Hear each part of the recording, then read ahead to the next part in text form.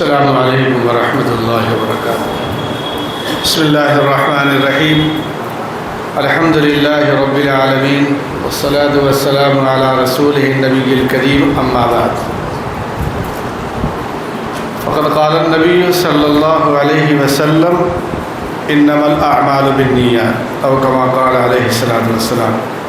یہاں احادیث کا ایک ذخیرہ جمع ہوا ہے، اسی حدیث سے اس کی شروعات ہے، انما الاعمال بالنیات۔ آج ہم جمع ہیں 26 اضلاع کے اہم ترین ذمہ دار حضرات، جماعتوں کی سرگرمیاں اور بنیاد وہ آفی حضرات پر موقوف ہے۔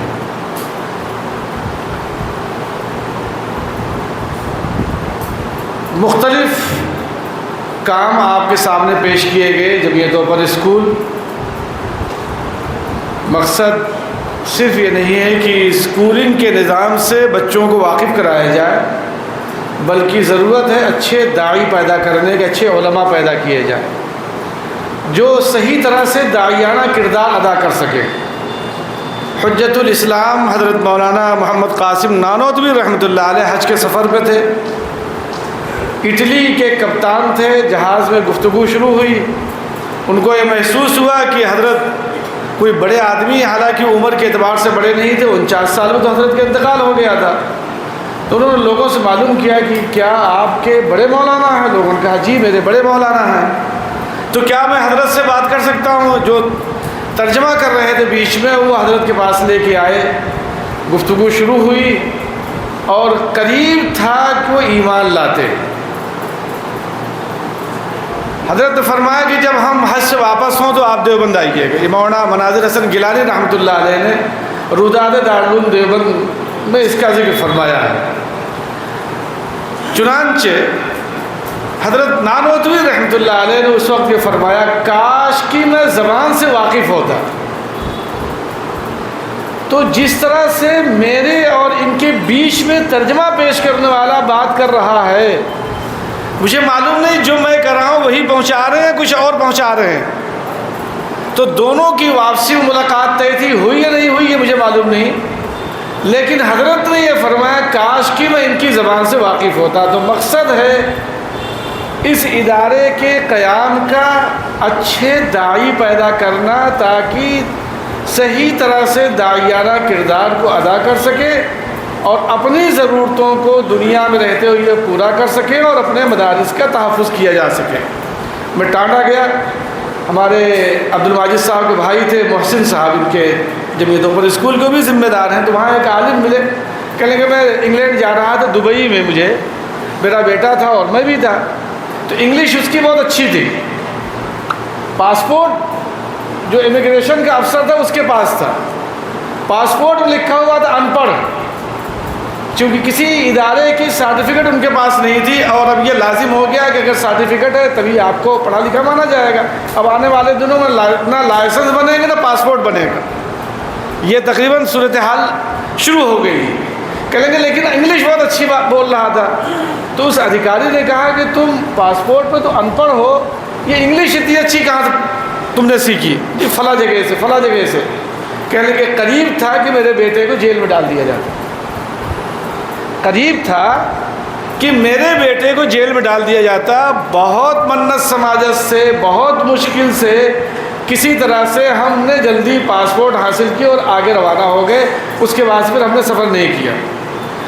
دیوبند میں ایک صاحب ایک بڑے مدرسے کے مفتی وہ ساؤتھ افریقہ گئے، وہاں اسی عنوان میں پھنس گئے کہ پاسپورٹ پہ ان پڑھ لکھا ہوا ہے اور زبان ان کی بولنے میں اچھی، چنانچہ دیوبند سے انہوں نے ایک جعلی سرٹیفکیٹ منگوائی اور اس سرٹیفکیٹ کے ذریعے سے اپنے آپ کو پڑھا لکھا ثابت کیا، تب وہ واپس آ پائے۔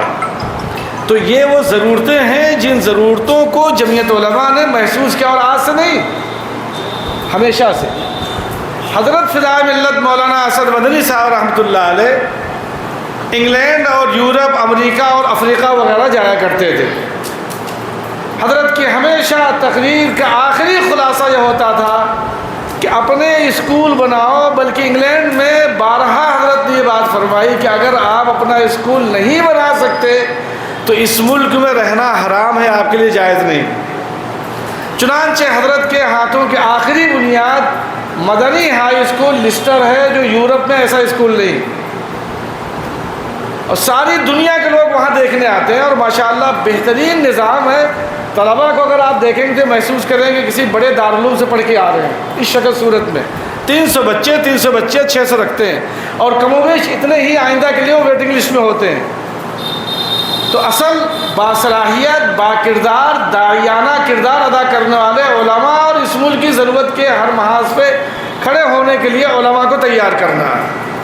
دوسری چیز تھی جمعیت یوتھ کلب۔ مولانا نے پیش کیا تھا ذہنی، جسمانی، فکری اعتبار سے مضبوط اور ٹھوس ہونا۔ آپ نے دیکھا، آپ دیکھ رہے تھے کہ بچے آگ میں سے نکل رہے تھے، کیسے؟ ابھی ہمیں نکالا جائے تو ہم نکل جائیں گے۔ بچے 8 10 12 بچوں کی قطار کو چھلانگ لگ کر کے جا رہے تھے۔ آپ نے یہ بھی دیکھا ہوگا کہ بنا سیڑھی کے وہ 3 منزلہ 4 منزلہ عمارت پہ چڑھ رہے ہیں، اور مختلف انداز سے مختلف چیزیں آپ نے دیکھی۔ تو اس کا مقصد کیا ہے کہ ہمارا نوجوان باعزت شہری بن جائے اور ملک کے لیے نفع بخش ہو، ضرورت مند ہو، لوگوں کے لیے نفع بخش ہو جائے، لوگوں کے لیے خیر الناس من ینفع الناس، لوگوں کے لیے کارآمد ہو، نفع بخش ہو جائے، اپنے لیے، اپنے ماں باپ کے لیے، اپنے محلے کے لیے، اپنے شہر کے لیے، اپنے ضلع کے لیے، اپنے ملک کے لیے۔ آپ نے دیکھا کووڈ کے دنوں میں لوگ اپنے والدین کو چھوتے نہیں تھے، لیکن یہی جمعیت یوتھ کلب کی ٹیم اپنے ہاتھوں میں لیتے تھے اور ان کی تدفین لا کے کرتے تھے۔ اور الحمدللہ میرے کسی بچے کو کوئی بیماری نہیں ہوئی سوائے میرے۔ مجھے کووڈ میں جانا پڑا، 2-3 مرتبہ میں بیمار ہوا، لیکن میرے بچوں میں جو 20,000 کے کم و بیش بچے مختلف جگہوں کی خدمت کر رہے تھے، کسی ایک بچے کو ذرہ برابر کوئی تکلیف نہیں ہوئی۔ اللہ رب العزت نے حفاظت فرمائی۔ جب زندگی اللہ نے دی ہے تو باقی رہے گی، وہ ختم ہونے والی نہیں۔ پھر ہمارے یہاں جمعیت علماء کے دفتر میں ایک طرف دہلی کا فساد تھا، میں نے 1989 بھاگلپور کے فساد سے لے کر کے ابھی دہلی کے فساد تک، آپ کے فروخ آباد کے شوبہار میں اچھے خاصے لوگ ہیں، آپ ان کو دیکھ سکتے ہیں، سمجھ سکتے ہیں، وہ حالات تھے۔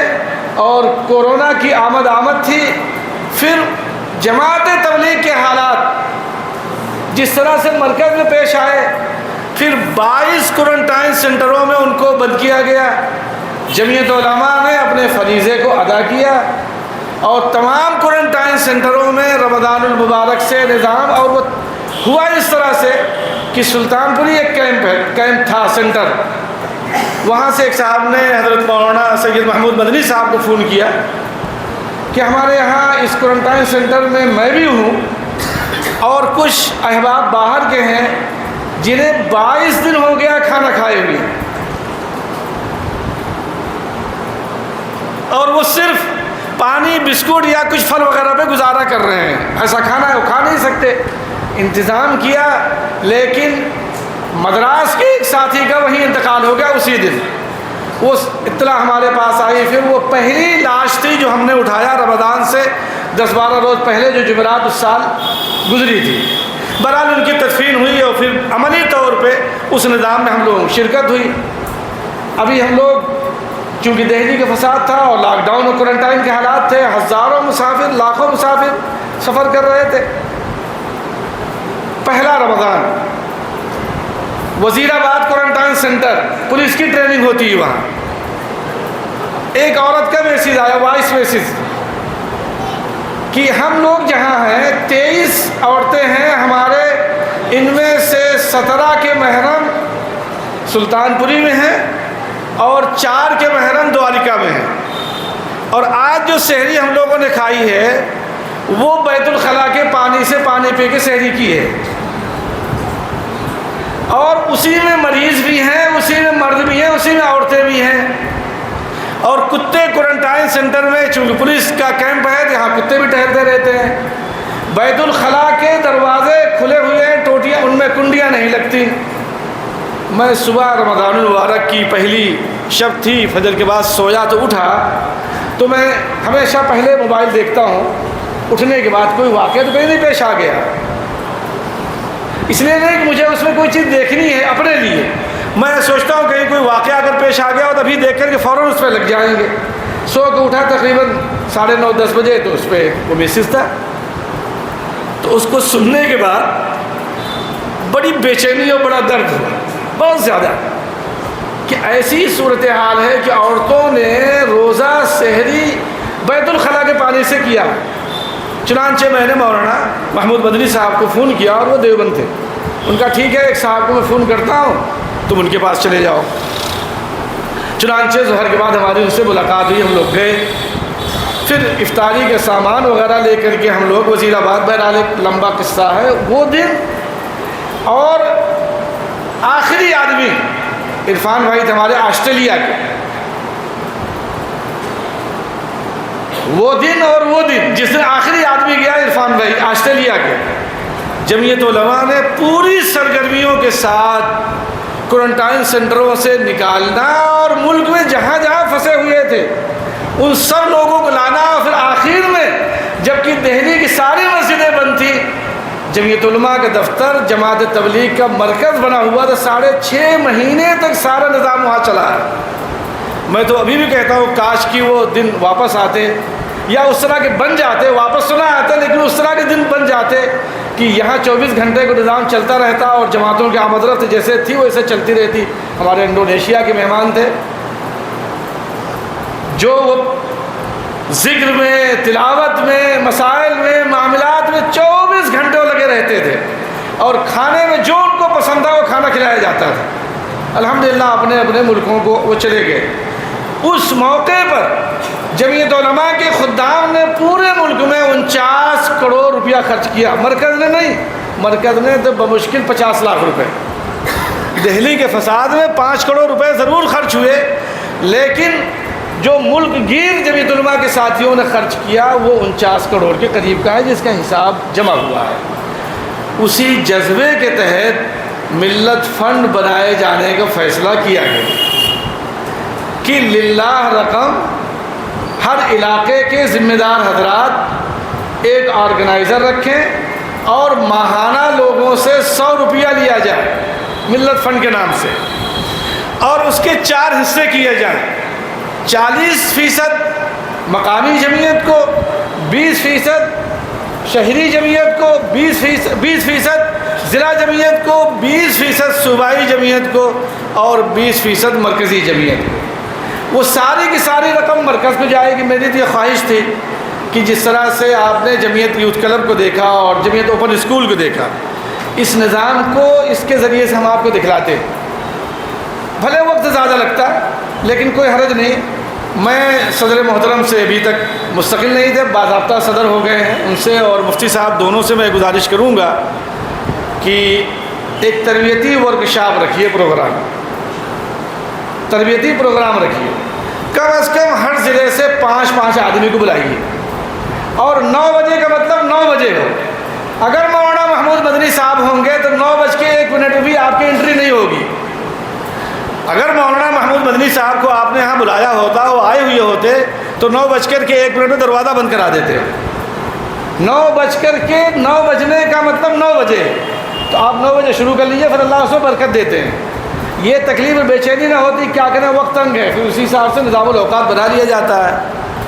آپ ہر ضلع سے پڑھے لکھے نوجوان ذمہ داروں کو کم از کم ایک ضلع سے 5 آدمیوں کو جمع کریں، کوئی تاریخ طے کر لیتے ہیں حضرت کے مشورے سے، اس میں حضرت کو بھی لایا جائے، اور جمعیت علماء کے جتنے شعبے، چاہے وہ جمعیت اوپن اسکول ہو، مکاتب ہو۔ مکاتب کا نظام کتنا پھیلا ہوا ہے، مکاتب کا نظام اگر مولانا شعیب آ جاتے تو آپ کے سامنے بتلاتے۔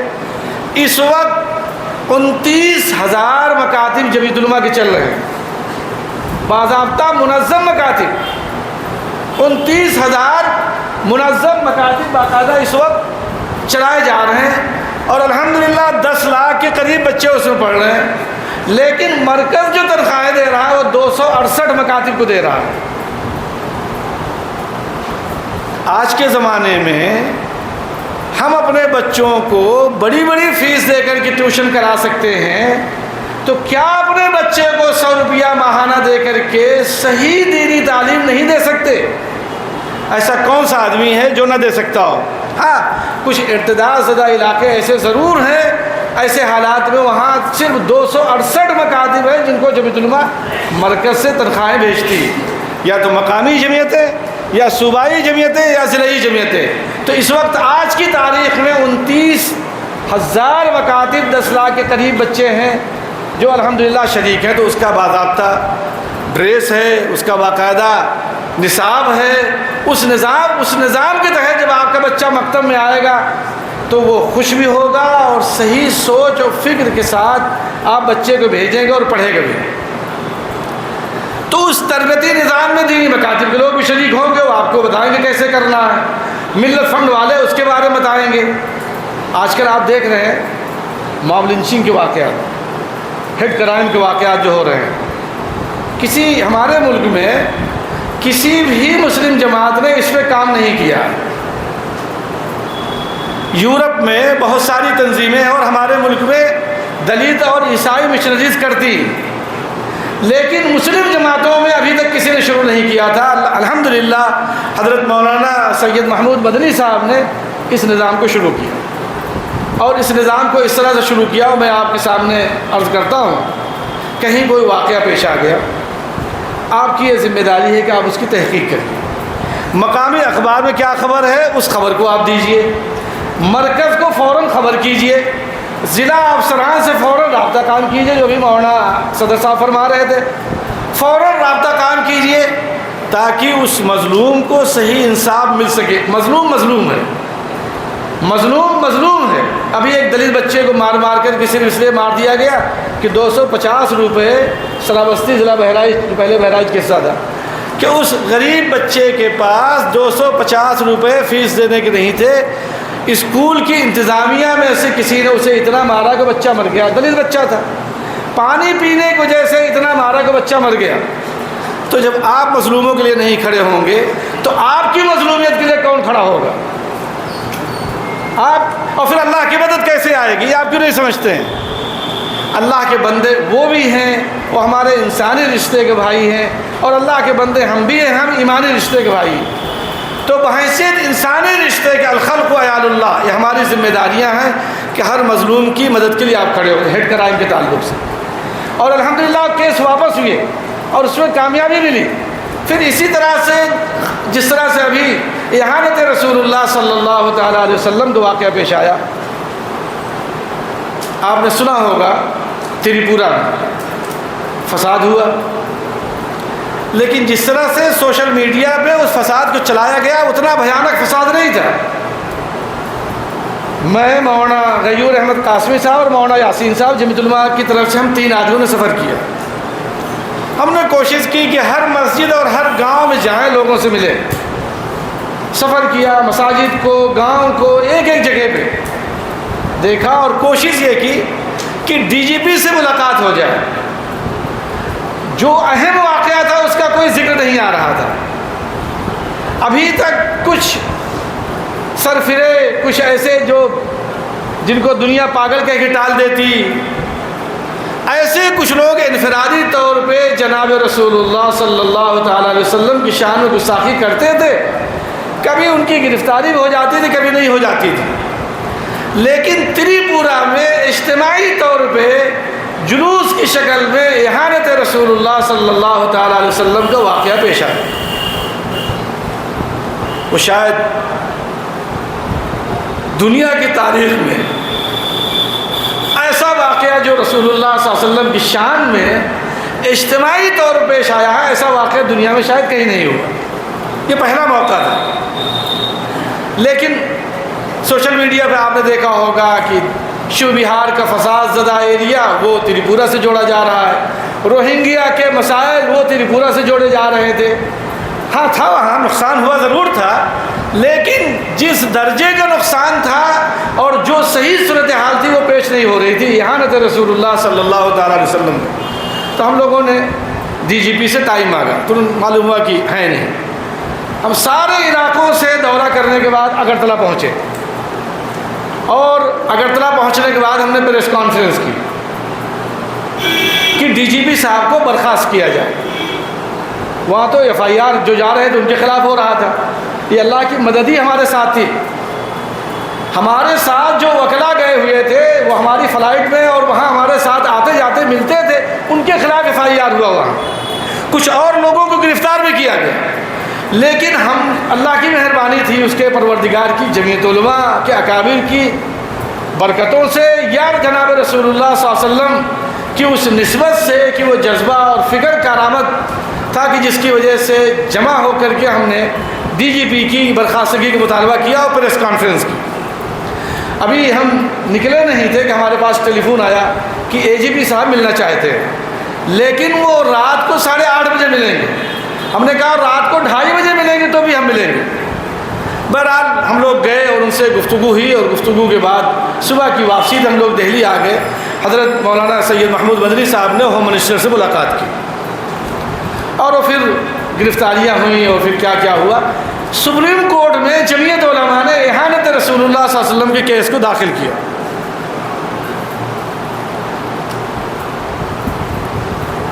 اللہ کا شکر ہے کہ اس معاملے میں بہت اچھی پیروی ہوئی، اور سپریم کورٹ نے باقاعدہ حکومتوں سے سوال کیا اور اچھی بحث چل رہی. امید ہے کہ انشاءاللہ اس پہ کچھ اچھا فیصلہ آئے گا جو احانت رسول اللہ صلی اللہ تعالیٰ علیہ وسلم کا معاملہ ہے. تو مولانا نے جو بھی فرمایا تھا، مولانا اسجد صاحب نے مجھ سے، انہوں نے پوچھا تھا کیا کرنا چاہیے، تو ہم نے ان سے ہی گزارش کی تھی کہ شور ہنگامہ کریں گے تو مشکل ہو جائے گا. اگر اس طرح کے کہیں واقعات پیش آتے تو فکر مند ساتھیوں سے میری یہ گزارش ہے کہ وہ کھڑے ہوں اور ادھیکاریوں کے پاس جائیں اور ان کو صحیح ثبوتوں کے ساتھ پیش کریں. لیکن آپ کو بھی دوسروں کا خیال کرنا ہے. آپ کو جذبات میں ایسا نہ ہو کہ آپ جذبات میں آپے سے باہر ہو جائیں اور کنٹرول کھو جائیں. آپ کو اس پہ بھی پوری طرح سے توجہ اور نظر رکھنی ہے. ادھر بلڈوزر کی تحریک شروع ہوئی. رمضان المبارک میں جہانگیر پوری جو دہلی کا علاقہ ہے وہاں سب سے پہلے بلڈوزر کی شروعات ہوئی. جمعیت علماء نے سپریم کورٹ میں اسٹے لیا، ابھی بھی الحمدللہ اسٹے. اللہ کا شکر ہے کہ وہ علاقہ بچ گیا ہے، آگے کیا ہوگا اللہ کو معلوم، لیکن اس پہ کارروائی چل رہی ہے. مقدمات کے حوالے سے میں آپ سے عرض کرنا چاہتا ہوں کہ اس وقت دہلی فساد میں 583 لوگوں کی ضمانت ہوئی، 163 لوگوں کی اس وقت ٹرائل شروع ہو گئی. 167 مقدمات ہیں جو دہشت گردی کے عنوان پہ گرفتاریاں ہیں، ان کے کیسوں کی پیروی ہو رہی. 163 مقدمات ہیں جن کی پیروی دہلی فساد میں ہو رہی ہے. 4 مقدمات ایسے ہیں جو انتہائی خطرناک قسم کے ہیں، جیسے احانت رسول اللہ صلی اللہ علیہ وسلم کا واقعہ ہے. کچھ اور مقدمات ہیں. تو اس طرح سے ملا کے کم و بیش 380-85 کے قریب مقدمات ہیں جو جمعیت علماء لڑ رہی ہے. اس میں کچھ بڑے اکابر اور بڑے لوگ بھی شامل ہیں جن کی پیروی کی مختلف انداز سے کوششیں ہو رہی ہیں. پھر الہ آباد، کانپور، مراد آباد، سہارنپور، دیوبند اور ہاتھرس، اور اسی طرح سے خرگون اور راجستھان کا علاقہ، پھر گجرات میں 2-3 جگہوں پہ واقعات پیش آئے. دعا فرمائیے کہ اللہ تعالیٰ ان مقدمات میں مظلوموں کو صحیح انصاف دلا دے. جس طرح سے ابھی واقعہ پیش آیا ہے بلقیس کا، جمعیت علماء نے اس وقت پوری طرح سے پیروی کی تھی، اور رحیم آبادی نامی کالونی باریہ ضلع داہود میں جہاں لوگ رہتے ہو، جمعیت علماء ہی کی بنائی ہوئی کالونی، اور رندھی پور کے لوگ رہنے والے تھے. اس سلسلے میں آپ اچھی طرح سے واقف ہیں. 2 چیزیں ہیں جو میں اور عرض کرنا چاہتا ہوں.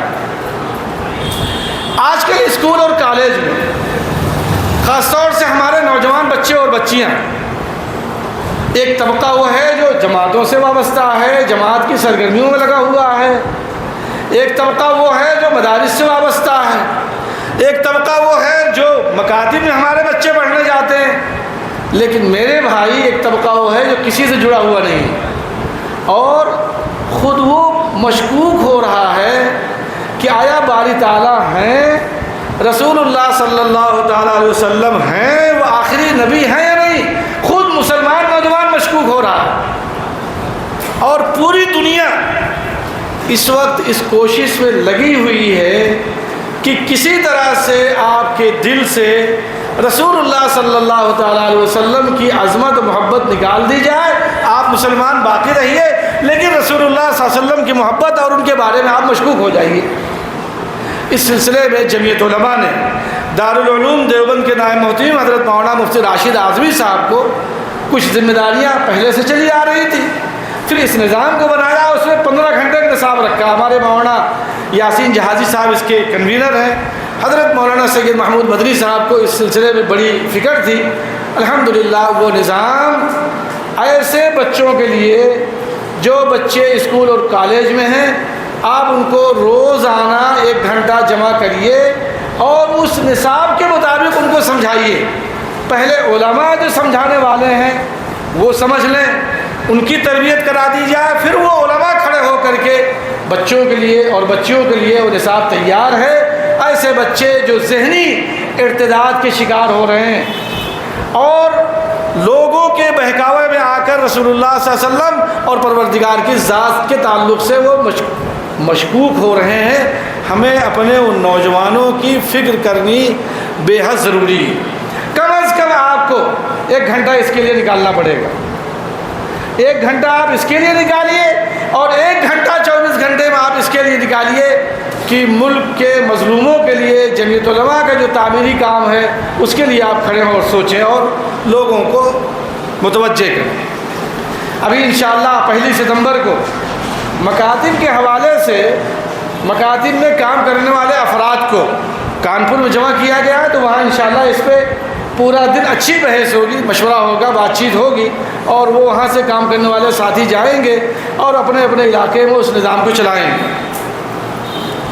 جس طرح کے ملک کے حالات ہیں اس سے مایوس ہونے کی ضرورت نہیں، نہ خوفزدہ ہونے کی ضرورت ہے، نہ کسی طرح سے مشتعل ہونے کی ضرورت ہے. ہمیں اس کردار کو ادا کرنا ہے جو رسول اللہ صلی اللہ علیہ وسلم نے دیا ہے. ابھی مولانا عبداللہ اسامہ صاحب نے اس حوالے سے گفتگو کی ہے. جمعیت علماء نے سدبھاونا سنسد کا نظام شروع کیا ہے، دہلی میں ہوا اور باغپت میں ہوا اور الحمدللہ آنے والی 28 تاریخ کو پورے ملک میں 100 جگہ ایک ساتھ کیا جائے گا. لیکن اس سدبھاونا سنسد دیوس میں صرف مسلمان نہیں رہے گا بلکہ مسلمان کی طرح سے رہے گا اور دیگر برادریاں جو ہیں اپنے اپنے مذہب کے اعتبار سے وہاں رہیں گی. اور یہ ضروری نہیں کہ سارے لوگوں کو ہر چیز میں اتفاق ہو، یہ ضروری نہیں. ہمارا آپ کو بہت ساری چیزوں میں اختلاف ہے، لیکن جس کا جن چیزوں پہ اتفاق ہے اس پہ ایک پلیٹ فارم پہ آ جانا چاہیے. اگر اس پہ اتفاق ہو گیا ہے کہ بھائی نفرت ختم ہو، محبت قائم ہو اور اگر امن قائم نہیں ہوگا تو ہم ملک میں رہیں گے کیسے؟ تو اس طرح کے ہم خیال لوگ جتنے ہیں ہم دونوں مل کر کے کم از کم اس معاملے میں تو ایک ساتھ کھڑے ہو جائیں. ایسے برادران وطن، ہندو بھائی، دوسرے اور مذاہب کے لوگ، ان کے تعلق سے کوششیں جاری ہیں. لیکن چونکہ یو پی کے اندر 28 اگست کا یہ پروگرام نہیں ہو رہا ہے، صرف لکھنؤ میں ہوگا. یہاں کی صوبائی جمعیت علماء کی میٹنگ ہے لکھنؤ کے اندر، تو آئندہ ستمبر کی جو تاریخ مرکز طے کرے گا اس حساب سے یہ لوگ بڑھا کے کر لیں گے. لیکن کرنا، محنت کرنا، کریں گے نا انشاءاللہ. تو یہ وہ جمعیت علماء کے مختلف طرح کے کام ہیں جنہیں ہمیں کرنا ہے. ہم آپ یہاں جمع ہیں، کام کرتے ہیں. کیوں کرتے ہیں؟ کوئی تنخواہ ملتی؟ کوئی تنخواہ ملتی؟ رات دن بھاگ دوڑ کیوں کرتے ہیں؟ پروردگار کو راضی کرنے کے لیے بہت سارے کام ہیں. اللہ تعالیٰ کو راضی کرنا ہے، اس میں بہت سارے کام ہیں. اللہ کو راضی کرنے کے لیے جمعیت علماء نے ایک نظام بنایا جو رسول اللہ صلی اللہ علیہ وسلم کی ذات اقدس سے لیا ہوا ہے. اما خدیجہ رضی اللہ تعالیٰ عنہ کی پوری تقریر آپ سن لیجئے.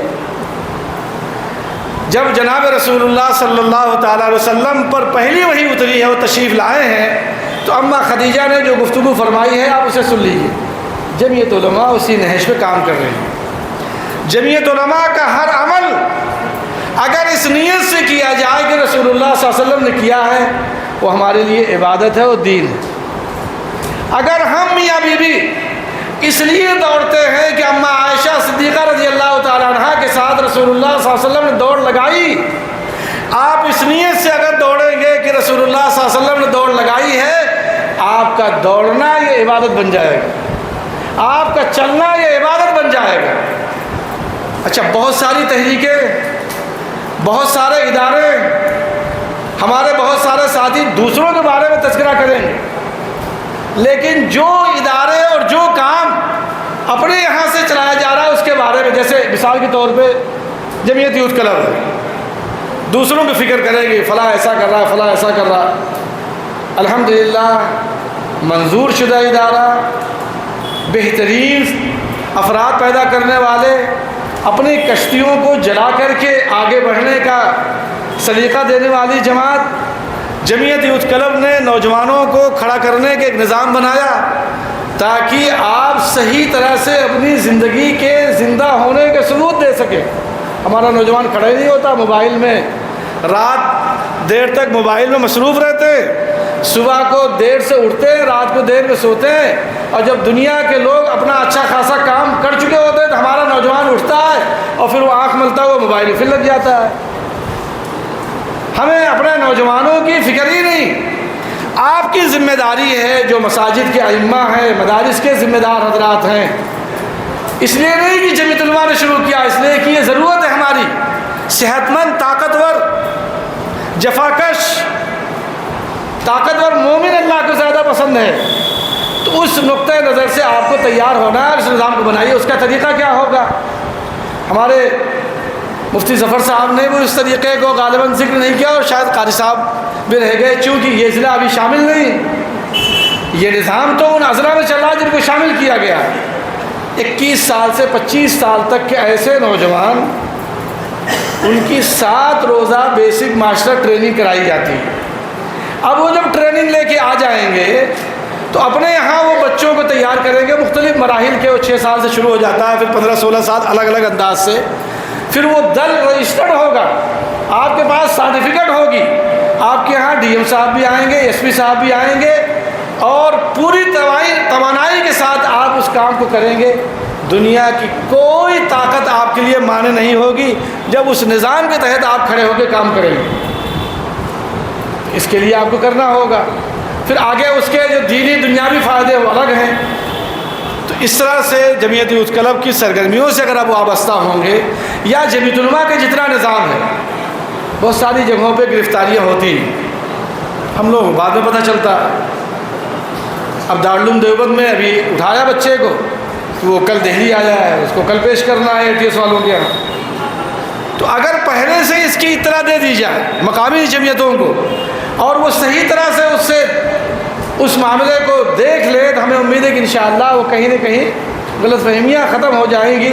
और अगर कोई कसूरवार है तब किसी कसूरवार के हामी नहीं, और अगर कोई कसूरवार है तो उस कसूरवार के हामी नहीं।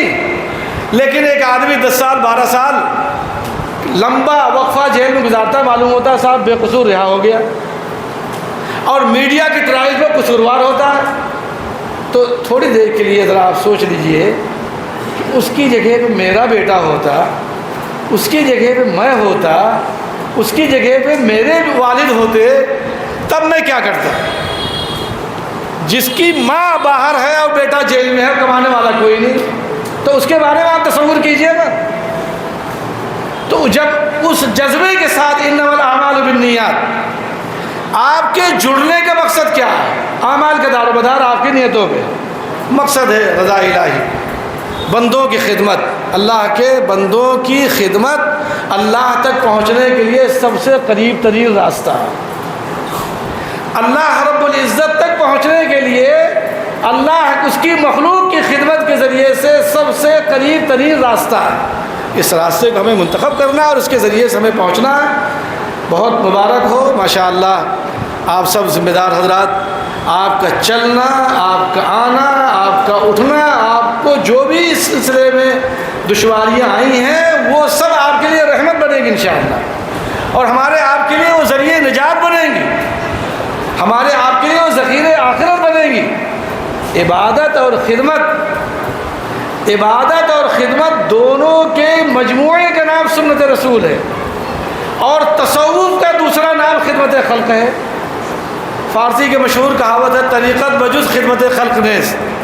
اگر آپ کو بزرگی حاصل کرنی ہے تو اللہ کے بندوں کی خدمت کرنی ہے۔ جناب رسول اللہ صلی اللہ تعالی علیہ وسلم کی حیات طیبہ نبوت سے پہلے کی، نبوت کے بعد کی، مکی زندگی کی اور مدنی زندگی کی، اگر 63 سالہ زندگی آپ دیکھ لیں گے تو انشاءاللہ ہمارا ہر عمل اللہ کی رضا کے لیے اور ہمارے لیے دین ہوگا۔ میں جمعیت علماء وسط یو پی کے ذمہ داروں کا شکریہ ادا کرتا ہوں کہ انہوں نے آپ حضرات کو آج جمع کیا، لیکن میری گزارش ہے کہ یہاں سے جانے کے بعد آپ کو سونا نہیں، وقت کو فارغ کرنا۔ اگر آپ کو کام کرنا، میں تو بھول بھی گیا، اگر آپ کو کام کرنا تو پچھلے بزرگوں کی تاریخ میں نہیں دہرا رہا ہوں، مولانا اسد مدنی کو آپ میں سے اکثر لوگوں نے دیکھا ہوگا، اکثر لوگوں نے۔ میں حضرت فدائے ملت رحمۃ اللہ علیہ کے ساتھ میں نے 17 سال سفر کیا۔ ٹرین میں اگر جمعے کا دن ہے تو صبح فجر کی نماز میں سورہ الف لام میم سجدہ اور سورہ دہر ٹرین میں بھی پڑھنا پڑتا تھا۔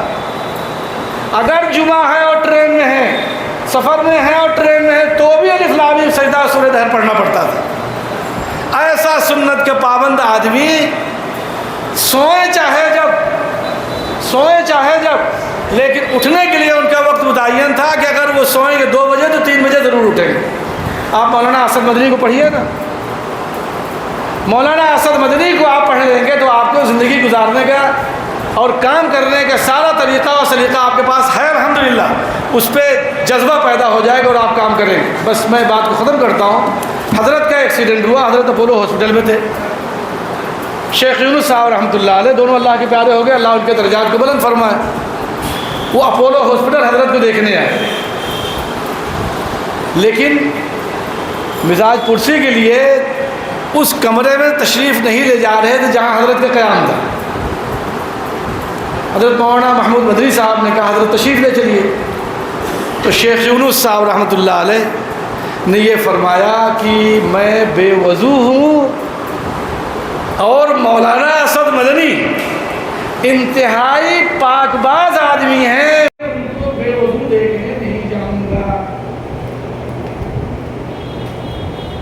سمجھ میں اس سے بنگلہ دیش میں ایک سامنے فون کر صاحب جا رہے تھے بنگلہ دیش میں گیا، ہمارے بنگلہ دیش کے ساتھیوں نے کہا بھائی بارش بہت ہو رہی ہے، کپڑے سب ایک ہی جوڑے تھے، سب گیلے ہو گئے، صبح سے رات تک وہ تھائی لینڈ کے بارڈر سے ادھر کیسے لوگ پہنچے تھے، تو بنگلہ دیش کے ہمارے 10 لوگ تھے، ہم 12، اور عمر کے اعتبار سے ہم سے سب چھوٹے تھے اور چلنے کے اعتبار سے ہم سے وہ 1 کلومیٹر پیچھے تھے۔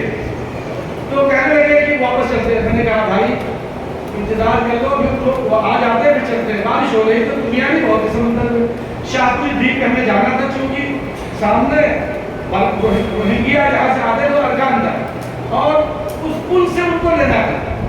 ہمارے ساتھیوں نے کہا واپس چلو، میں نے کہا ہم تو کشمیر جلا کے آئے، معافی ہے تو اس نے اپنی کوئی تعریف ایک جملہ بھی نہیں، میں نے کہا میں تو کشمیر جلا کے آیا، اگر ہم لوگ واپس چلے گئے تو کل آپ ہی لوگ یہ کہیں گے کہ یہ لوگ جب جمعہ کے لوگ آئے تھے اور پانی کے ڈر سے واپس چلے گئے، میں مولانا احمد اللہ دونوں ہندو رحمان ہیں، ہم نے کہا ہم مجاہد ملت مولانا ہندو رحمان کے خدا ملت کی روح کو واپس ہو کر کی سجدہ نہیں کریں گے۔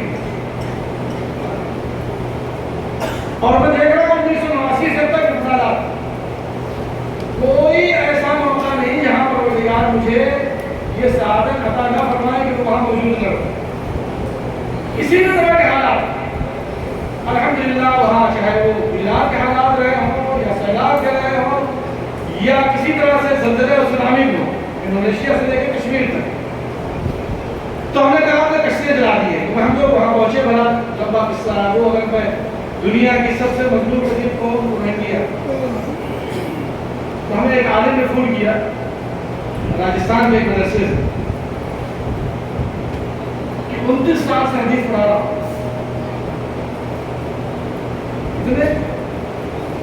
29 سال سے حدیث پڑھا رہا ہوں.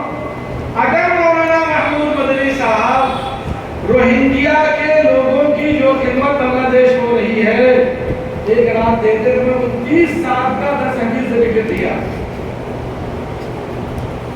شاہ عبد القادر نادری رحمۃ اللہ علیہ حضرت مجاہد اللہ کے والد فرمایا کہ اگر مولانا ہندو رحمان 47 کے حالات کی 3 راتیں پھیر دیتے میں ساری زندگی کی عبادت کے بدلنے کے تیار. چنانچہ حضرت مولانا شیخ الہند صاحب رحمۃ اللہ علیہ تشریف لے گئے, وضو کرایا گیا, پھر حضرت کو دیکھنے کے لیے تشریف لے گئے. ہم اور دونوں کل گئے تھے پرسوں 4-5 دنوں میں مولانا شفیق میں مولانا حمد اللہ تعالی شوق صاحب دیکھنے کے لیے ہم باہر نکلے. ہم نے کہا صاحب کا کہ اپولو کا یہی گیٹ ہے جہاں سے حضرت کو دیکھنے کے بعد جب شیخ الہند صاحب نیچے آئے تو گاڑی آنے میں دیر ہوئی تو مولانا محمود مدنی صاحب سے شیخ الہند صاحب فرمایا کہ اگر یہ قومی کاموں میں نہ آئے ہوتے, کون؟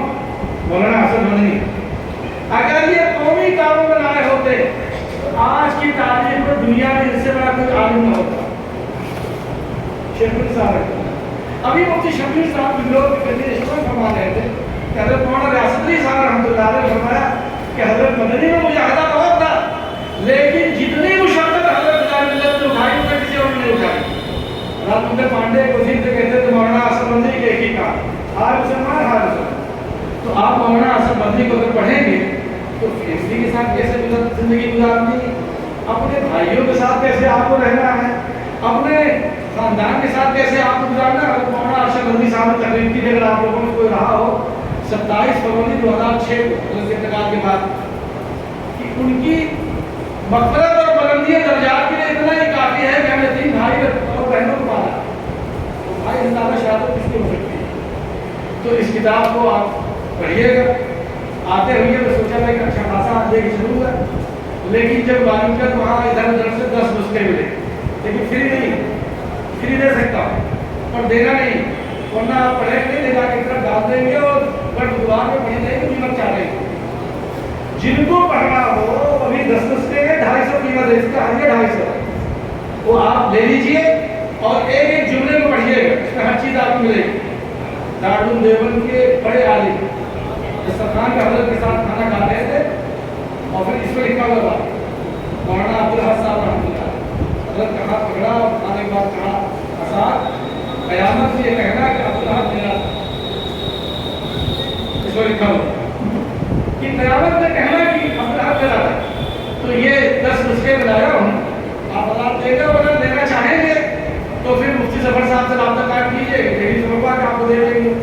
اللہ تعالیٰ ہمارے اندر کو حوصلہ عطا فرمائے, جذبہ عطا فرمائے اور اللہ کی رضا کے لیے.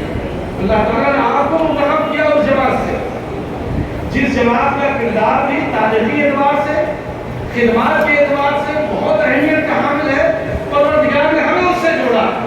تو اس کو اپنے لیے آپ پریشانی نہ سمجھیے کہ ہم پھنس گئے نہیں.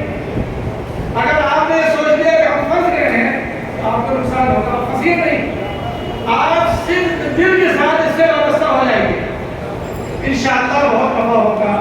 کب قیامت میں بھی ہم سرخرو ہوں گے اور یہاں بھی ہم سرخرو ہوں گے. پروردگار ہماری اور ہماری نسلوں کی حفاظت فرمائے. وآخر دعوانا الحمدللہ رب العالمین.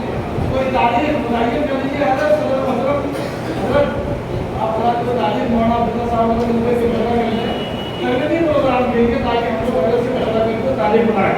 بہت بہت شکریہ. میں آپ حضرات کو بھی بہت مشکور ہوں, بہت قیمتی وقت نکالا ہے. معاف کیجیے اگر گستاخی ہوئی ہو. جزاک اللہ. السلام علیکم ورحمۃ اللہ وبرکاتہ. آپ حضرات کو ایک جمعیت علماء ہند کیا ہے اس نام سے پمفلیٹ دیا گیا ہو, اگر کسی کو نہ ملا ہو تو وہ لے. بہت مختصر اردو اور ہندی میں جمعیت علماء کا تعارف کرایا گیا ہے, اور یہ اس لیے دیا گیا ہے کہ بہت سے حضرات کی طرف سے یہ تقاضا آ رہا تھا کہ کوئی پمفلیٹ مل جائے, علاقے میں کام کرتے ہیں لوگوں کو کس طرح تعارف کرایا جائے. تو یہ نمونے کے طور پر دیا گیا ہے. آپ لوگ اپنے اپنے ضلعی یونٹوں کی طرف سے اس کو شائع کرا سکتے ہیں, اور اگر ہم سے کروانا چاہتے ہیں تو ہم نے جس کو جہاں بنوایا ہے کانپور میں, ان کا رابطہ نمبر لے لیں, ان سے رابطہ کرتے ہیں, نیچے سے اپنے یونٹ کا نام لکھوا کے اس کو چھپوا کے آپ اپنے علاقوں میں شائع کرا سکتے ہیں.